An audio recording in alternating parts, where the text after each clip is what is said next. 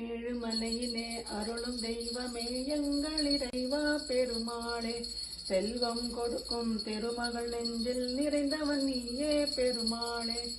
அல்லும் பகலும் உன்னை நினைப்பேன் அபயம் தருவாய் பெருமாளே, அல்லும் பகலும் உன்னை நினைப்பேன் அபயம் தருவாய் பெருமாளே. எல்லா உயிரும் அன்புடன் வாழ இனிதாய் அருள்வாய் பெருமாளே. நமோ நமோ நாராயணா, நமோ நமோ நாராயணா. கோவிந்தா ஸ்ரீ கோவிந்தா, குறைகளை தீர்ப்பாய் கோவிந்தா. வெற்றிகள் வாழ்வில் தருபவன் நீயே வேதநாயகா பெருமாளே. பற்றிட வந்தேன் உன் திருவடியை பக்தவத்சலா பெருமாளே. வற்றா கருணை கொண்டவன் நீயே வாசல் வந்தேன் பெருமாளே. வற்றா கருணை கொண்டவன் நீயே வாசல் வந்தேன் பெருமாளே. பொற்றாமரையில் பூத்திடும் தேவி பூஜைகள் செய்யும் பெருமாளே. நமோ நமோ நாராயணா, நமோ நமோ நாராயணா, நமோ நமோ நாராயணா, நமோ நமோ நாராயணா. கோவிந்தா ஸ்ரீ கோவிந்தா, குறைகளை தீர்ப்பாய் கோவிந்தா. சர்வம் Sri கிருஷ்ணார்ப்பணமஸ்து.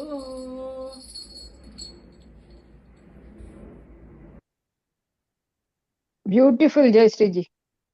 Jayashree ji, thank you. Thanks for sharing. Thank you, ma. Thank you. ரொம்ப நல்லா இருந்தது. Thank you. நீங்களே எழுதினதா? இல்ல எஸ்பிபி ஒரு சொல்லி பாடிருப்பாரு. இது மாதிரி ஒரு 15 ஸ்டான்ஸா இருக்கும் இந்த பாட்டு. அது கேட்டு கேட்டு கொஞ்சம் பழக்கம்.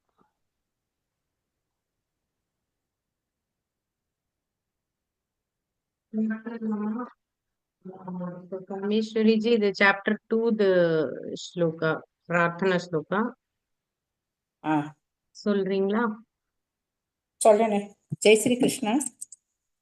ஜெய் ஸ்ரீ கிருஷ்ணா. நைனம் சிந்தந்தி சஸ்திராணி நைனம் தகதி பாவகः ந சைனம் க்லேதயந்த்யாபோ ந சோஷயதி மாருதः கர்மண்யேவாதிகாரஸ்தே மா ஃபலேஷு கதாச்சன மா கர்மஃலஹேதுர்பூர் மா தே சங்கோஸ்த கர்மணி. अनुजा जी. जय श्री कृष्णा जी. जय श्री कृष्ण. अन्नाद् भवन्ति भूतानि पर्जन्यादन्न संशय संभवः यज्ञाद् भवति पर्जन्यो यज्ञः कर्म समुद्भवः प्रकृते क्रियमाणानि गुणैः कर्माणि सर्वशः अहंकार विमूढात्मा कर्ताहमिति मन्यते. जय श्री शेषगिरी जी. जय श्री कृष्णा जी. कर्मण्य कर्म पश्येत् अकर्मणि च कर्म यः स बुद्धिमान् मनुष्येषु सयुक्तः कृष्ण कर्म कृते ब्रह्मार्पणं ब्रह्म हविः ब्रह्माग्नौ ब्रह्मणाहुतं ब्रह्मैव तेन गन्तव्यं ब्रह्म कर्म समाधिना. जय श्री रामदास जी.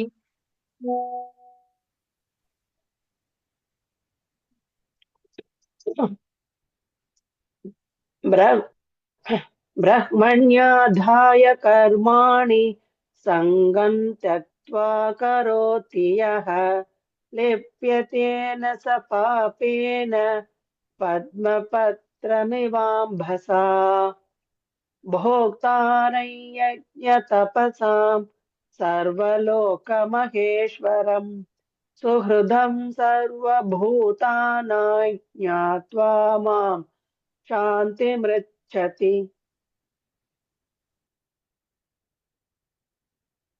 कला जी. जय श्री कृष्ण.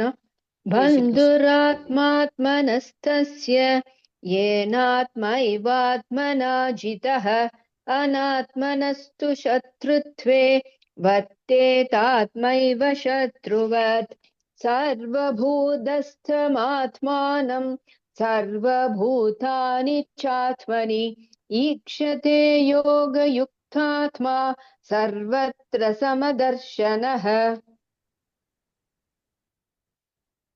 வாசவி ஜி.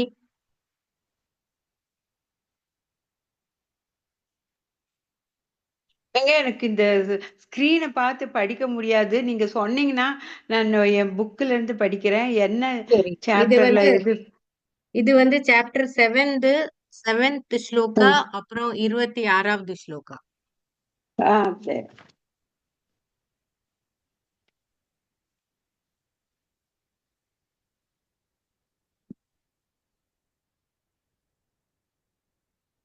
மத்த பரதரன்னான்யத் கிஞ்சிதஸ்தி தனஞ்சய மயி சர்வமிதம் புரோதம் சூத்ரே மணிகணா இவ. அப்புறங்க எத்தனை நம்பர் சொன்னீங்க? 26. 6.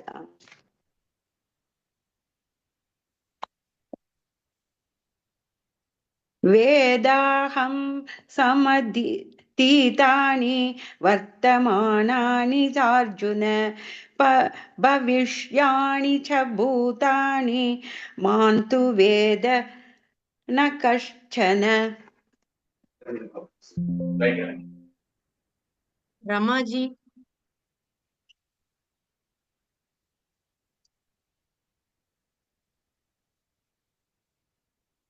ரமாஜி சொல்றலா?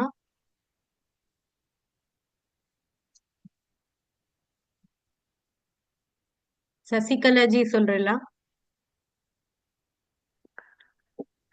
नैनं चिन्तन्ति शस्त्राणि नैनं दहति पावकः न चैनं क्लेदयन्त्यापो न शोषयति मारुतः कर्मण्येवाधिकारस्ते मा बलेषु कदाचन मा कर्मफल हेतुर्भू मा ते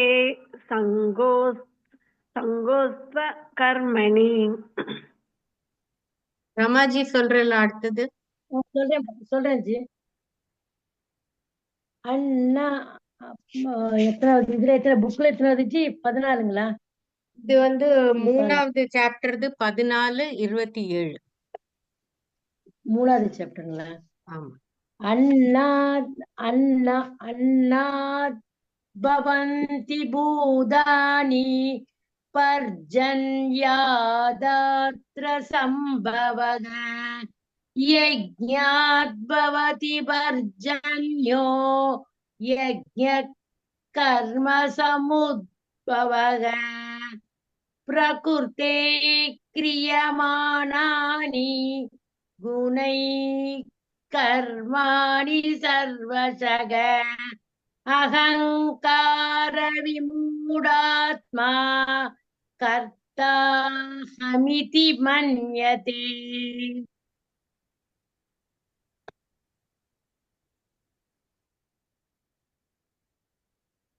சுபாஷினி ஜி. வணக்கம்மா. கர்மண்ய கர்மய பஷ்யேத் அகர்மணி ச கர்மயः ச புத்திமான் மனுஷ்யேஷு சயுக்த கிருஷ்ட கர்ம கிருத் பிரம்மார்ப்பணம் பிரம்மஹவிர் பிரம்மாக்னௌ பிரம்மணாகுதம் பிரம்மைமவதேன கந்தவ்யம் பிரம்ம கர்ம சமாதினா. ஷியாமலாஜி.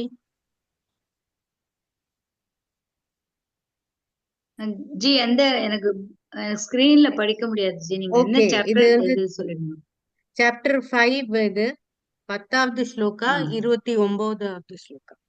10 and 29. ஓகே ஜி. ब्रह्मण्याधाय कर्माणि सङ्गं त्यक्त्वा करोति यः लिप्यते न स पापेन पद्मभद्रमिवाम्बसा.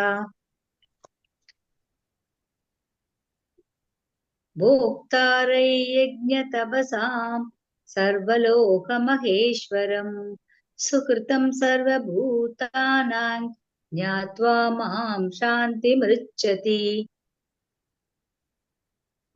शुभश्री जी।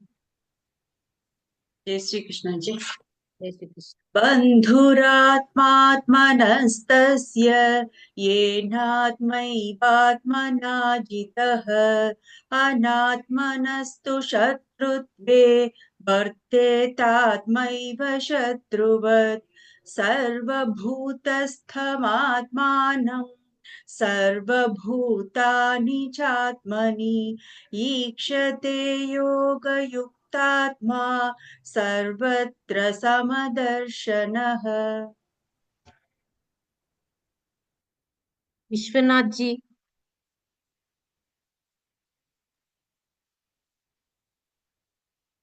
जय श्री कृष्ण।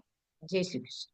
मत्त परन्तरन्नान्यत् किञ्चिदस्ति धनञ्जय मयि सर्वमिदं प्रोदं सूत्रे मणिगणा इव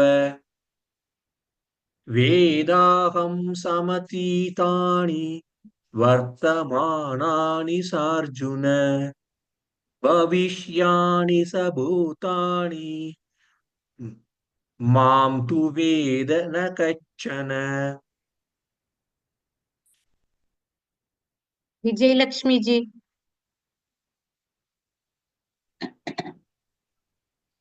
नैनं चित्तन्ति शस्त्राणि नैनं दहति पावकः न चैनं क्लेदयन्त्यापो न शोषयति मारुतः कर्मण्येवाधिकारस्ते मा फलेषु कदाचन मा कर्मफलहेतुर्भूर्मा ते संगोऽस्त्वकर्मणि। भारती जी। Yes, ma'am. Jai Shri Krishna, ma'am. जय श्री कृष्ण। अन्नात् भवन्ति भूतानि पर्जन्यादन्न सम्भवः यज्ञात् भवति पर्जन्यो यज्ञः कर्म समुद्भवः प्रकृते क्रियमाणानि गुणैः कर्माणि सर्वशः अहङ्कारविमूढात्मा कर्ताहमिति मन्यते। Thank you, ma'am. अनुजा जी। जय श्री कृष्ण। कर्मण्यकर्म यः पश्येत् अकर्मणि च कर्म यः स बुद्धिमान् मनुष्येषु स युक्तः कृष्णकर्मकृत् ब्रह्मार्पणं ब्रह्महविर् ब्रह्माग्नौ ब्रह्मणाहुतं ब्रह्मैव तेन गन्तव्यं ब्रह्मकर्म समाधिना। எல்லாரும் சொல்லியாச்சுல? சொல்லியாச்சுப்பா. நான் சொல்லட்டுமா இப்போ? சொல்லுங்க. ब्रह्मण्याधाय कर्माणि सङ्गं त्यक्त्वा करोति यः लिप्यतेन स पापेन पद्मपत्रमिवाम्भसा भोक्तारं यज्ञतपसां सर्वलोकमहेश्वरम् सुहृदं सर्वभूतानां ज्ञात्वा मां शान्तिमृच्छति। ஜெய் ஸ்ரீ கிருஷ்ணா. நான் மைதிலி சொல்லல. ஓகேங்க. அடுத்தது சொல்றீங்களா? ஒரே ஒரு நிமிஷம்.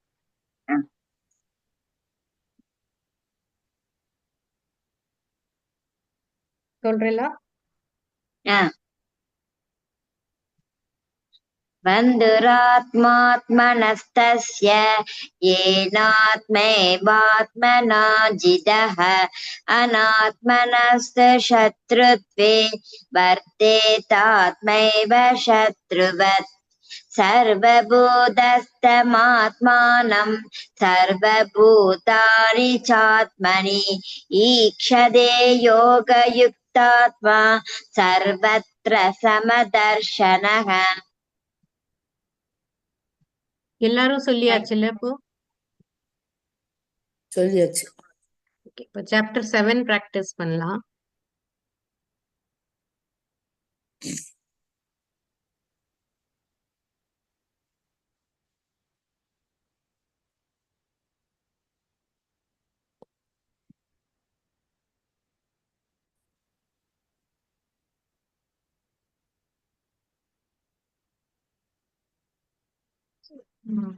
भारती जी अवतरणिका and श्लोका 1 சொல்லுங்க.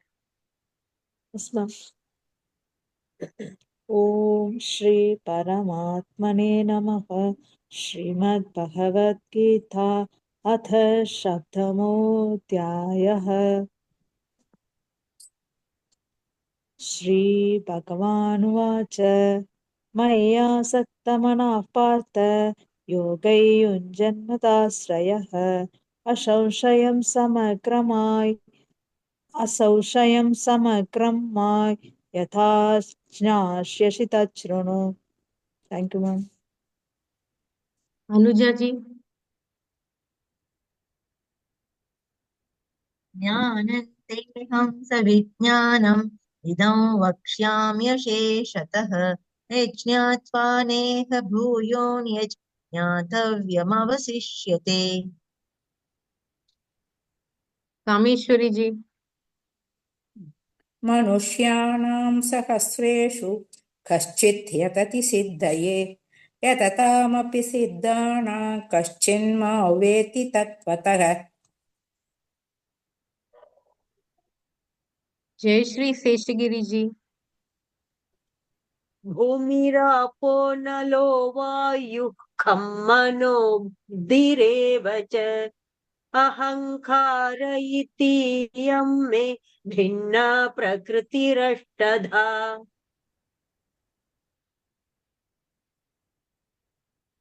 जयश्री रामदास जी. अपरेयमितस्त्वन्यां प्रकृत्यो विद्धि मे परां जीवभूतां महाबाहो येदन्धार्यते जगत्. நான் இப்ப லீவ் பண்ணிக்கிறேம்மா. कला जी.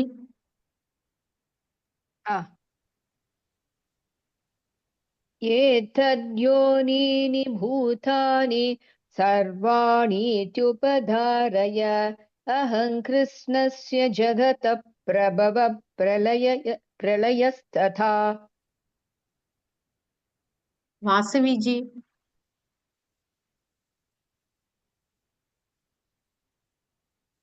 எத்தனை நம்பர் சொல்லட்டுங்க?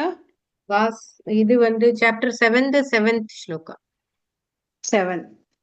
मत्तः परतरन्नान्यत् किञ्चिदस्ति धनञ्जय मयि सर्वमिदं प्रोतं सूत्रे मणिगणा इव. मैथिली जी. मय्यासक्ति भगवानुवाच मय्यासक्तमनः पार्थ योगैर्युञ्जन्मताश्रयः असंशयं समग्रं मां यदा ज्ञास्यसि तच्छृणु.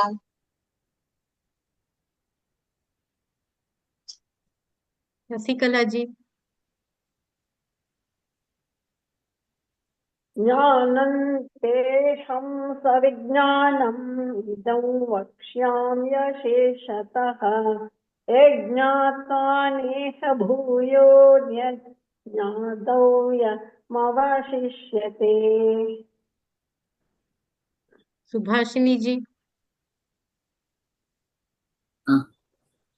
मनुष्याणां सहस्रेषु कश्चित् यतति सिद्धये यततामपि सिद्धानां कश्चिन्मां वेत्ति तत्त्वतः. श्यामला जी. भूमिरापो नले वायु कं मनो बुद्धिरेव च अहङ्कार इति यं मे भिन्ना प्रकृतिरष्टधा। Thank you ji. सुभश्री जी।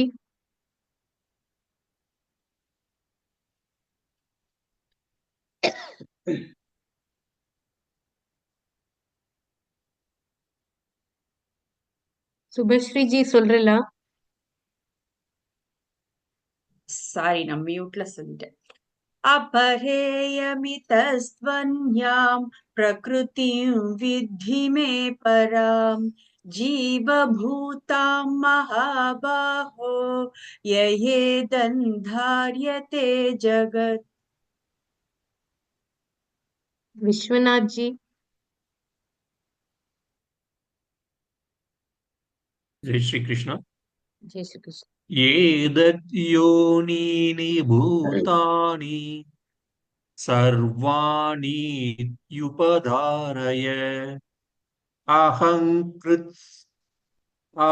कृष्णस्य जगत प्रलयस्तथा। विजयलक्ष्मी जी। சொல்றேன். मत्तः परतरन्नान्यत् किञ्चिदस्ति धनञ्जय मयि सर्वमिदं प्रोक्तं सूत्रे मणिगणा इव। எல்லாரும் சொல்லியாச்சா? நான் சொல்லல ஜி, ரமா சொல்லல. சொல்லுங்க ரமாஜி. ஹரி ஹரி ஓம். ஸ்ரீ பகவானுவாச்ச மய்யா சக்தமனः பிரார்த்த யோகம் யுஜ்ஜன்மதாஸ்ரயः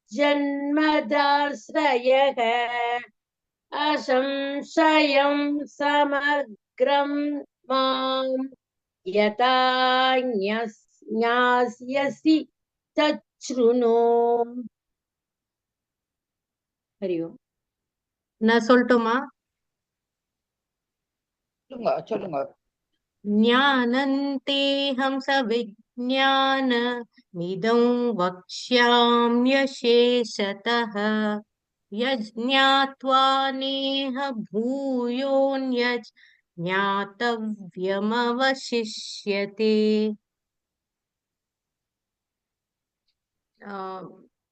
ரிவர்ஸ்ல ஆரம்பிக்கலாம். விஜயலட்சுமி ஜி சொல்றலா? சொல்றேன்.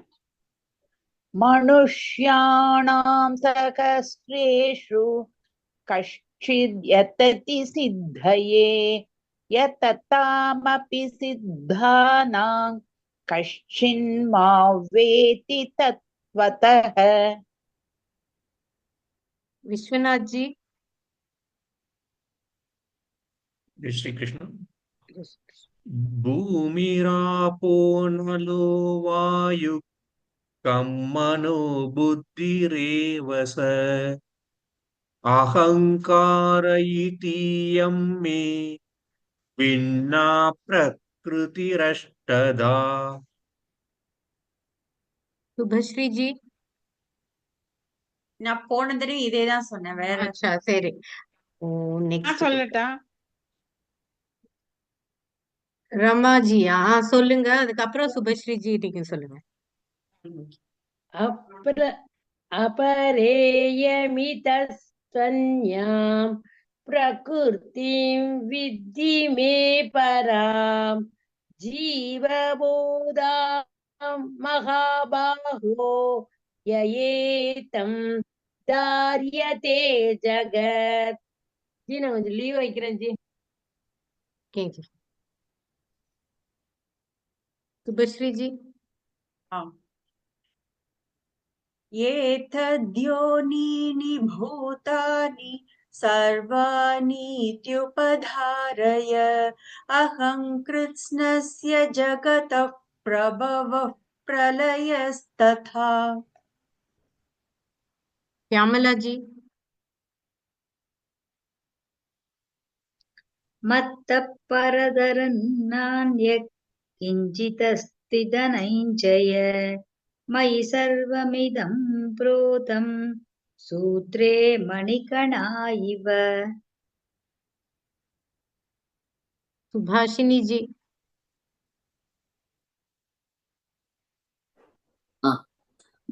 श्रीभगवानुवाच मय्यासक्तमनः पार्थ योगैर्युञ्जन्मधाश्रयः असंशयं समग्रं माय यथा यथा ज्ञास्यसि तच्छृणु.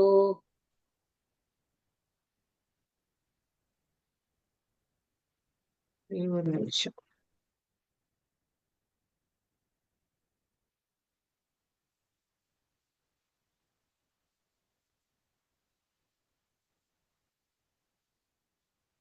நான் சொன்னது காதுல விழுந்தாப்பா? விழுந்தது இது ஸ்கிரீன் ஷேரிங் ஸ்டாப் ஆயிடுது, அதான் பாக்குறேன். ஒரே ஒரு நிமிஷம்.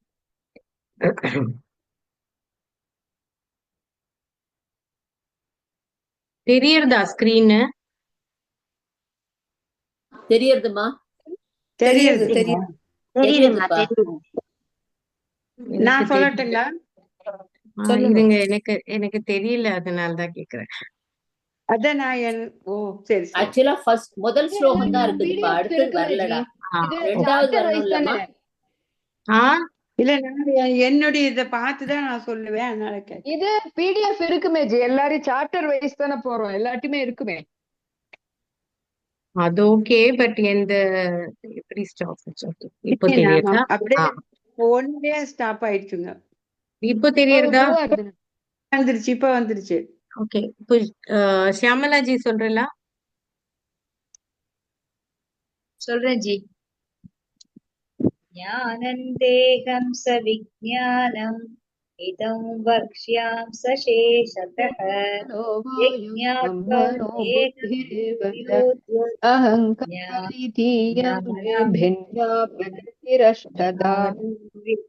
சிஷ்யதே. சசிகலா ஜி. मनुष्याणां सहस्रेषु कश्चित् यतति सिद्धये यततामपि चित्तानां कश्चिन्मा वेति तत्त्वतः. मैथिली जी. मुमिरापो नलो वायुः कम्मनो बुद्धिरेव च अहङ्कार इदीयं मे भिन्ना प्रकृतिरष्टता. वासवी जी. வர்றப்பவே வருமோன்னு நினைச்சேன். ஓகேங்க. அப்பரேயமித சொல்லட்டுங்களா? நீங்க இது சொல்லிட்டீங்களா முன்னாடி? அதே ஞாபகம் வர மாட்டேங்குதுங்களே. சரி, நீங்க தெரியல. சொல்லிட்டா? நான் சொன்னேனா? இதே சொன்னேன்னா சொன்னீங்க என்னங்க? நீங்க எனக்கு அடுத்துதானே சொன்னீங்க, அப்போ 7th சொன்னேன்னு நினைக்கிறேன் நான். சரி, அப்படிங்களா? சரி ஓகே, அது ஞாபகம் வரல. ஆனா நான் இப்ப 5th தானே சொல்றாங்க. சொல்லட்டுங்களா? சொல்லுங்க. अपरेयमितस्त्वन्यां प्रकृतिर्विद्धि मे परां जीवभूतां महाबाहो ययेदन् धार्यते जगत्. जयश्री जी.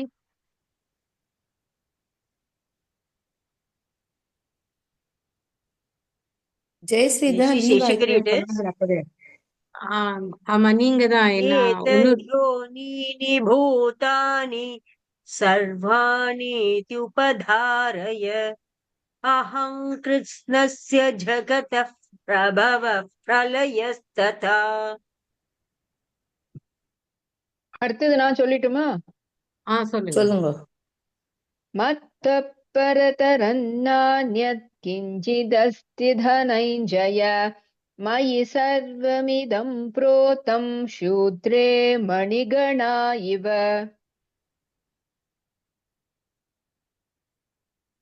காமேஸ்வரி ஜி சொல்றீங்களா? ஸ்ரீ பகவானுவாச்ச மய்யாசக்தமனः பார்த்த योगैयुञ्जन्मदाश्रयः असंशयं समग्रं मा यथा ज्ञास्यसि तच्छृणु. Anuja ji. நான் இதான் சொன்னேன் லாஸ்ட் டைம். நீங்க வேணா சொல்லிடுங்க. ஓகே, நானும் இதான் சொன்னேன்னு நினைக்கிறேன். ஆமா, நானும் இதான் சொன்னேன். பாரதி ஜி நீங்க சொல்றல? Yes, ma'am. स्नानन्देहं सविज्ञानम् इदौ वक्ष्याम्यशेषतः यज्ञात्वा नेह भूयोऽन्यत् ज्ञातव्यमवशिष्यते. Thank you, ma'am. Anuja G சொல்றல? मनुष्याणां सहस्रेषु कश्चित् यतति सिद्धये यततामपि सिद्धानां कश्चिन्मां वेति तत्त्वतः. நான் சொல்லிட்டேன் அப்போ.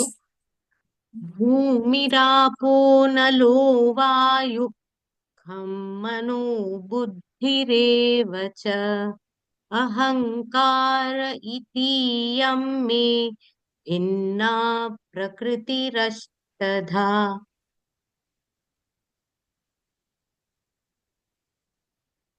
ஒரு ரவுண்ட் முடிச்சாச்சு, திருப்பியும் சார் ஸ்டார்ட் பண்ணலாம். வரமாட்டான்னு முன்னாடியே தெரியுமான்னு?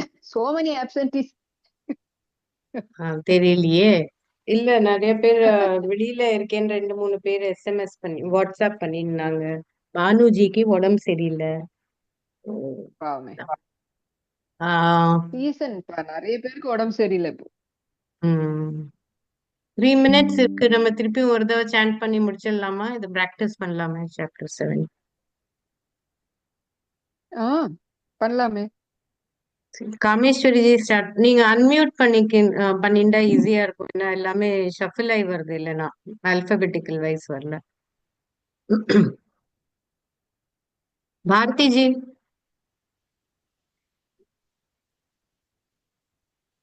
Yes, ma'am. 5th ஸ்லோகம் சொல்லட்டுங்களா? ஆமா. ஓகே ஓகேங்க. अपरेयमितस्त्वन्यां प्रकृतिं वित्ति मे परां जीवभूता महाबाहो ययेतन् तार्यते जगत्. Thank you, ma'am. अनुजा जी. एतद्योनीनि भूतानि सर्वाणीत्युपधारय अहं कृष्णस्य जगतः प्रभवः प्रलयस्तथा. रमेश्वरी जी. मत्तः परतरन्नान्यत् किञ्चिदस्ति धनञ्जय मयि सर्व. யார் சொல்ற? கலாஜி சொல்லிடுங்க நீங்க. சாரி, நான் அன்மியூட்ல இருந்தேன், பார்க்கவே இல்லை. சொல்லுங்க. எது அதுதானே? ஆமா, அதேதான். 7th.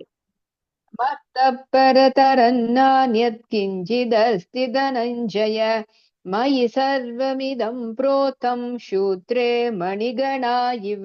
பார்க்கவே இல்லை, நான் அன்மியூட்ல இருந்தேன். ஜெயஸ்ரீ ஜி. मय्यासक्तमनः पात योगं युञ्जन्मदाशयः असंशयं समग्रमाय यथा ஞாஸ்யசி தச்ருணு. ஸ்ரீ பகவானு வாச்ச சொல்லணும். Sorry, okay. காமேஸ்வரி ஜி. ज्ञानन्देहं सविज्ञानम् इदं वक्ष्याम्यशेषतः यज्ञात्वा नेह भूयोऽन्यज्ञातव्यमवशिष्यते. வாசுவி ஜி. சொல்லு. ஞான எதுக்கு 2 சொல்லிட்டா 3ங்களா? மூணாவது. மனுஷ்யானாம் சஹஸ்ரேஷு கஷ்சித் யததி சித்தயே யததாமபி சித்தானாங் கஷ்சின் மாவேதி தத்வதஹ. ஏங்க இந்த 2ல தானே அந்த சரணத்தை சேர்த்து சொல்லணும்னு சொன்னாரு இல்லைங்களா? அந்த விஞ்ஞானத்தோட இதம்னு இல்லையா? இதுல ஆமா இதுல தான் மிதம்னு செகண்ட் ஸ்லோ. ஆமா ஆமா ஆமா விஞ்ஞான விஞ்ஞான மிதம் மிதம். ஆமா மிதம்னு சொன்னார். மைதிலி ஜி.